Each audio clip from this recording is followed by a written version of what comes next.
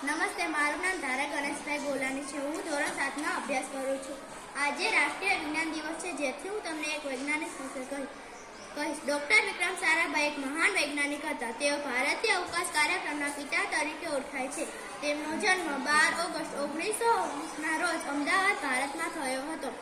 Doctor Vikram Sarabhai rabies યુનિવર્સિટીમાંથી તેમનું શિક્ષણ પૂર્ણ કર્યું અને પછી તેમની કારકિર્દી શરૂ કરવા ભારત પાછા ફર્યા. તેમને ખગોળશાસ્ત્ર અને અવકાશ વિજ્ઞાનમાં રસ હતો. તેઓ અવકાશ તકનીકમાં ભારતને અગ્રેસર બનાવવા સખત મહેનત કરી હતી. તેમણે 1947માં અમદાવાદમાં ભૌતિક પ્રયોગશાળાની સ્થાપના કરી હતી અને તે અવકાશ વિજ્ઞાન માટે શ્રેષ્ઠતાનું કેન્દ્ર બની ગયું.